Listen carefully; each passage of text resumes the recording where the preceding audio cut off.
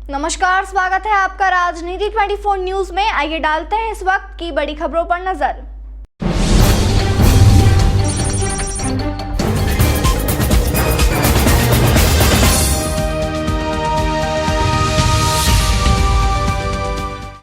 इंदौर शहर के high court advocate Vinod Kumar Dwivedi ने राम मंदिर की प्राण प्रतिष्ठा को लेकर अपने तर्क दिए हैं। उनका कहना है कि राम सबके हैं एवं राम को लेकर राजनीति करना कहीं ना कहीं गलत है। उनका कहना है कि मैं भी सनातनी हूँ एवं ब्राह्मण हूँ, पर इस मुद्दे को अपने राजनीतिक फायदे के लिए उपयोग करना कहीं ना कहीं गलत है। एवं वहीं एक और देखा जाए तो हमारे धर्मगुरु चारों शंकराचार्यों ने कार्यक्रम में आने से मना कर दिया है। कहीं ना कहीं ये अच्छे संकेत नहीं है। जब संवाददाता द्वारा एडवोकेट विनोद से चर्चा की गई तो उन्होंने बताया कि मंदिर में अभी शिखर का निर्माण नहीं हुआ है एवं शिखर के बिना स्थापना कैसे होगी, क्योंकि राम हमारे आराध्य है एवं प्रभु की प्राण प्रतिष्ठा के बाद शिखर को बनाना कहीं ना कहीं गलत है, क्योंकि प्राण प्रतिष्ठा के बाद मूर्तियों में प्राण आ जाते हैं एवं उसके बाद शिखर बनाना मतलब हमारे आराध्य प्रभु राम के ऊपर चढ़कर बनाना, यह गलत है। और विनोद ने बताया कि प्रभु की स्थापना 22 जनवरी को ही क्यों, रामनवमी के दिन भी कर सकते थे, उस दिन तो प्रभु का जन्म दिवस है। मैं अगर एक हिंदू के नाते या एक सनातन धर्म के नाते बात करूं या विचार रखूं तो मेरा विचार है कि इस मामले में धर्माचार्य जो हमारे शंकराचार्य हैं चारों, वो सही मुद्दा उठा के बैठे हैं। क्योंकि प्राण प्रतिष्ठा जो हो रही है वो अधूरे मंदिर पे हो रही है, इसका अभी शिखर बना नहीं है।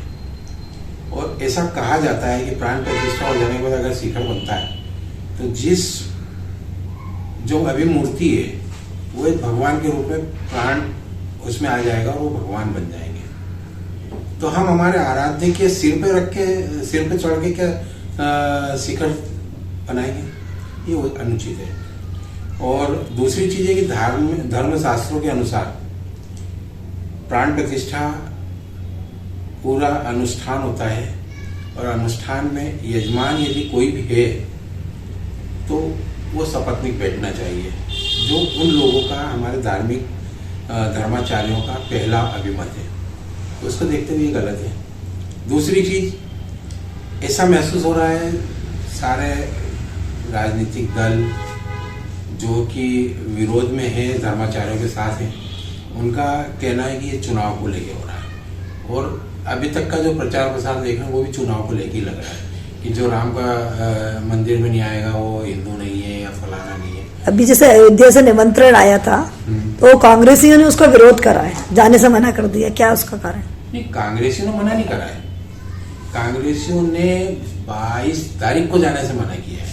15 तारीख को तो वो लोग जा ही रहे हैं, वहां पे लोग जा रहे हैं। और कांग्रेस ही नहीं, अन्य पार्टी के लोगों ने भी मना किया है। इवन कुछ ऐसे भी दल हैं जो मन मार के जा रहे हैं वहां 22 तारीख को। उसका कारण है कि प्राण प्रतिष्ठा जो हो रही है वो 22 जनवरी को क्यों रखी गई, ये एक प्रश्न चिन्ह खड़ा कर रहा है। कैसे खड़ा कर रहा है कि कुछ लोगों ने, जिसने ये मुहूर्त निकाला था, उनसे जब बात हुई तो उन्होंने कहा हमें कहा गया था कि आप जनवरी का कोई मुहूर्त निकालिए। अभी एक ट्रस्ट के कोई सदस्य है, उनके द्वारा मोदी जी को भगवान का रूप बताया गया, उसे देख तो आपका क्या कहना है? नहीं, आप उसको स्पष्ट करिए, मैं बताता हूँ। एक राष्ट्रीय चैनल जो है उस पर राम जन्मभूमि के ट्रस्टी नहीं, सचिव जो कि संघ के प्रचारक भी रहे हैं, उन्होंने मोदी जी को भगवान विष्णु का अवतार बताया है। वो सर्वथा अनुचित है। क्यों अनुचित है? क्योंकि हमारे आराध्य जो विष्णु अवतार हैं या शिव जी हैं या ब्रह्मा जी हैं, इनके बारे में या इनके समकक्ष किसी को खड़ा करना वो शोभा नहीं देता। आप विष्णु का अवतार कैसे हो सकते हैं? विष्णु जी का अवतार जो कलयुग में होना है वो कल की अवतार होना है। तो क्या कल की अवतार ने 63 साल पहले, क्या 70 साल 73 साल पहले जन्म ले लिया है? और जन्म ले लिया तो उन्होंने ऐसा कौन सा काम किया? पहली चीज गलत है। दूसरी चीज, हम भगवान राम की प्राण प्रतिष्ठा करने जा रहे हैं, तो क्या भगवान राम जो कि विष्णु के अवतार है उनकी प्रतिष्ठा करने विष्णु जी पहुंच गए? ये भी गलत है। तीसरी चीज कि भगवान विष्णु का अवतार अभी नहीं होना है, और धर्माचार्य हमारे चारों शंकराचार्य जिस चीज का विरोध कर रहे हैं, आप उनको नजरअंदाज करके आप उनके पैरेलल कुछ लोगों को खड़ा करके आप उनका विरोध कर रहे हैं। आपसे मैं पूछता हूं कि क्या इस्लाम धर्म के इमाम जो कहते हैं उसका विरोध क्या वो इस्लाम धर्म करता है? क्या पोप की बात को क्या ईसाई नहीं मानते हैं? क्या सिख समाज के गुरु की बात को वो लोग नहीं मानते हैं? तो फिर हमारा ही धर्म ऐसा क्यों है जिसमें हमारे शंकराचार्य जो कि भगवान के राजदूत माने जाते हैं, उनकी बात को आप नजरअंदाज कर रहे हैं सिर्फ इसलिए कि आपको चुनाव लड़ना है? अगर राजनीति को धर्म से जोड़ा जाएगा वो अनुचित है। धर्म को राजनीति से जोड़ने की बात करते हो आप ये बताइए कि चुनाव आप मोदी जी बहुत अच्छा मतलब आपका मानना है इसमें? हाँ, मेरी पूरी बात कर दूं। मोदी जी बहुत अच्छा काम कर रहा है, 10 साल 9 साल में प्रचारित भी किया जा रहा है, लोग मान भी रहे हैं, आम जनता मान रही है, मैं ऐसा मानता हूं। तो जब मोदी जी अच्छा काम कर रहे हैं तो फिर उनको अपने काम के बल पे चुनाव लड़ना था। राम जन्मभूमि आ रही है, रामनवमी आ रही है, जिस दिन राम जी का जन्म हुआ है, उस दिन अगर इसका प्राण प्रतिष्ठा करते तो 4 चांद लगता। आज क्यों कर रहे हो? क्या मैं आपसे कहूँ कि मोदी जी का जन्मदिन सितंबर में आता है, तो क्या मार्च में आप उनका बर्थडे मना लोगे? मनाओगे? जब आप व्यक्ति का नहीं मना सकते तो आप भगवान के साथ ऐसा क्यों कर रहे हो?